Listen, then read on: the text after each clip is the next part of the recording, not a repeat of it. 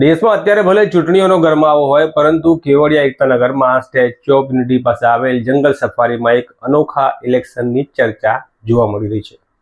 તો કોણ છે ઇલેક્શન અને કેમ થઈ રહી છે એની ચર્ચા વિગતે વાત કરીશું આ વિડીયોમાં। વૈષ્ણવજન તો તેને કહીએ જે પીડ પરાઈ જાનાને રે। નવજીવન ન્યૂઝમાં તમારું સ્વાગત છે। હું છું વિક્રમ।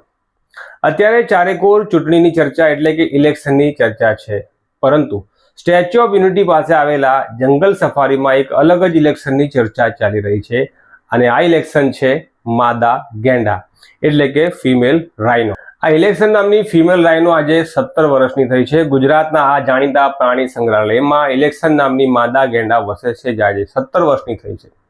હા, એટલે કે આજે તેનો 17મો જન્મદિવસ છે। હાલ ઇલેક્શન માદા ગેંડા મંગલ નામના નર ગેંડા સાથે રહે છે અને એક શિશુ ગેંડાની માતા પણ છે। તો આ જે માદા ગેંડા છે એનું નામ ઇલેક્શન કેમ પડ્યું, એની પાછળ એક રસપ્રદ કહાની છે। ઇલેક્શનનો જન્મ બિહારના પાટનગર પટનામાં પ્રાણી ઉદ્યાનમાં થયો હતો 2009માં, જ્યારે બિહારમાં ચૂંટણીનો માહોલ હતો, એટલે ત્યાં એની જે સાર સંભાળ રાખનાર એનિમલ કીપર હતા તેણે તેમનું નામ માદા ગેંડાનું નામ ઇલેક્શન પાડી દીધું। આજે જંગલ સફારીમાં ઉત્સાહ, ઉમંગ અને ઉલ્લાસનો માહોલ હતો, કારણ કે ઇલેક્શનનો જન્મદિવસ હોવાથી પાર્ટી જેવો માહોલ હતો। માનવ જીવનમાં તો જન્મદિવસની ઉજવણી સામાન્ય છે, પરંતુ એકતાનગર સ્થિત જંગલ સફારીમાં પણ પ્રત્યેક પ્રાણી પક્ષીનો જન્મદિવસ ઉજવાય છે। અહીં પ્રત્યેક વન્યજીવ સાથે પરિવારના સભ્યો જેવું વર્તન કરાય છે। ત્યારે આ જે વિશેષ આજે દિવસ હતો એના માટે ફળફળાદીની એક વિશેષ કેક તૈયાર કરાઈ હતી, અને આજે 15 એપ્રિલે જંગલ સફારીના મહત્વપૂર્ણ સભ્ય એટલે કે માદા ગેંડા ઇલેક્શનનો 17મો જન્મદિવસ ઉજવાયો હતો। આ જન્મદિવસ જૂ પરિવારે પોતાના સ્વજનનો જન્મદિવસ હોય તે રીતે ઉજવ્યો હતો। આ પ્રસંગમાં ગેંડાના આવાસને વિશેષ રીતે શણગારવામાં આવ્યું હતું। ઇલેક્શન તેના પતિ અને તેમની પુત્રી ખુશીને જન્મદિવસ માટે ખાસ તૈયાર કરેલી ફળફળાદી કેક પીરસવામાં આવી હતી। એના દ્રશ્યો તમારા મોબાઈલ સ્ક્રીન ઉપર છે।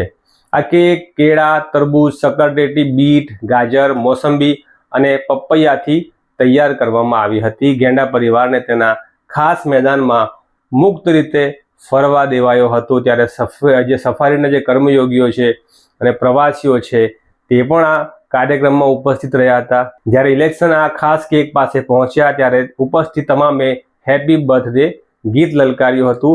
એ વખતના થોડા દ્રશ્યો જોઈ લો।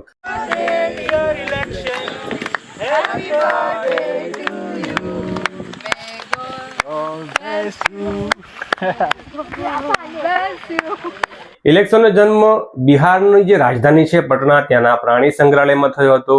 પ્રાણી આદાન પ્રદાનની યોજના હેઠળ પટનાથી આ જે માદા ગેંડા છે તેને સરદાર પટેલ ઝૂઓલોજીકલ પાર્ક એટલે કે જંગલ સફારીમાં લાવવામાં આવી હતી।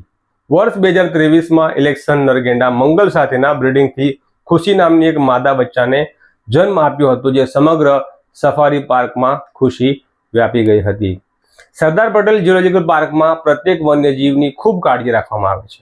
તેનું પરિણામ આ સક્સેસ બ્રીડિંગ હતું। કેપ્ટિવ બ્રીડિંગ દુનિયાના ખૂબ મોટી સિદ્ધિ ગણાય છે, જે આ લુપ્ત થતી પ્રજાતિના સંરક્ષણની દિશામાં મહત્વપૂર્ણ પગલાં તરીકે જોવામાં આવે છે। ભારતીય ગેંડાને International Union for Conservation of Nature દ્વારા સંવેદનશીલ શ્રેણીમાં મુકાયા છે। એક સમયે ખુલ્લા જંગલમાં તેના શિકાર અને અન્ય કારણોસર પ્રજાતિ લુપ્ત થવાની અણીએ હતી, પરંતુ ભારત સરકારના પ્રયાસોથી આજે આ પ્રજાતિની સંખ્યા દેશમાં 4000 કરતાં વધુ છે। તો આ અત્યાર સુધીના સમાચાર। વધુ ન્યૂઝ અને અહેવાલ માટે નવજીવન ન્યૂઝ સાથે જોડાયેલા રહેજો।